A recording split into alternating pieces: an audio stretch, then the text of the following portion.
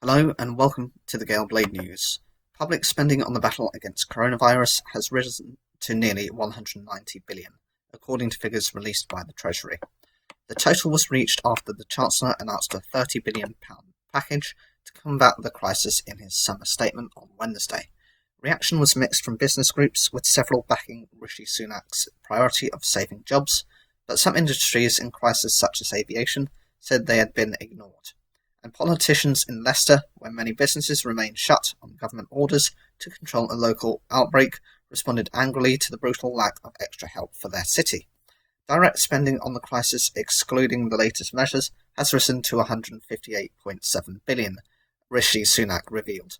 With the announcement of an additional £30 billion, the total is nearly £3,000 for every person in the UK, and more than the entire planned health budget for 2021 to 2021. It means the cost of the crisis has risen by more than 40% since last month, when the government spending watchdog, the Office for Budget Responsibility, estimated it at $133 billion. This extra spending is likely to push the gap between what the government spends and what it raises in taxes, the deficit, above the OBR's latest estimate of around $300 billion, according to the influential Institute for Fiscal Studies think tank. Before the coronavirus outbreak began, the government was expecting a deficit of £55 billion. The extra public spending figure includes £15 billion to buy personal protective equipment, such as gloves and masks. It also includes £10 billion for the testing and tracing of infected persons, taking the total extra spending on health services to £32 billion. There is a huge public services additional spending that we didn't really know about that was announced on Wednesday. It was kind of skated over, but £15 billion for PPE for frontline workers is an enormous sum, Paul Johnson, director of the IFS, told the BBC. He said the Chancellor's strategy is to spend money now to minimise long-term damage to the economy, which would ultimately cause more harm overall. I don't think the Chancellor is desperately worried about the size of the deficit this year. What will concern him is the size of the deficit the year after, and the year after, and the year after that, he said. Politicians in Leicester said the local economy was facing severe damage after it had been placed into a lockdown with no date announced for its reopening. The city's mayor, Sir Peter Salisbury, told the BBC he was absolutely furious that expected help had not materialised, described the lack of support as brutal. Labour's Shadow Social Care Minister Liz Kendall, who is MP for Leicester West, said people in the city had made huge sacrifices and were desperate.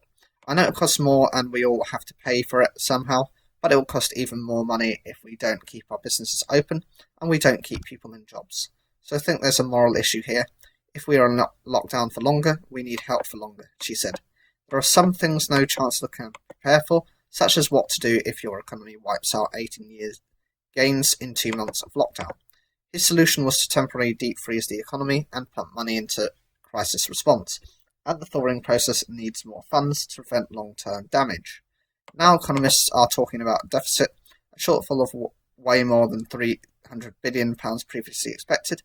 It's equivalent to a bigger slice of the economy than at any time since the Second World War, and it could get even bigger. If more is needed to support the recovery, or in the event of a severe second wave. But it's a cost worth bearing if it carries the economy through a devastating crisis, safeguard the damage to output and jobs, and ensure taxes get paid. For at some point there will have to be a discussion about how we pay this back. The government is currently borrowing record amounts on the financial markets to plug the gap, but that may not be enough. There may have to be tax hikes, possibly less generous rises in pensions, but it may be a while until the economy is robust enough to bear that. In a letter released by Ms Kendall, Business Minister Nadhim Zahawi said there were no plans to extend any of the support schemes, such as furlough, and claimed the City Council had spent over only £500,000 of a £3.5 million discretionary grant it had received from the government. A government spokesperson said that the circumstances of individual lockdowns will continue to be carefully assessed before appropriate action is taken. Meanwhile, Airlines UK also criticised the decision not to extend the furlough scheme beyond October, saying flights were likely to continue to be restricted during the winter.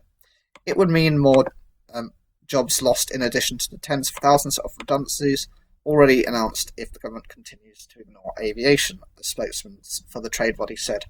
Other large expenditures during the coronavirus crisis include £4.7 billion for local government, £5.3 billion for public transport, and £4.1 billion for Scotland, Wales and Northern Ireland.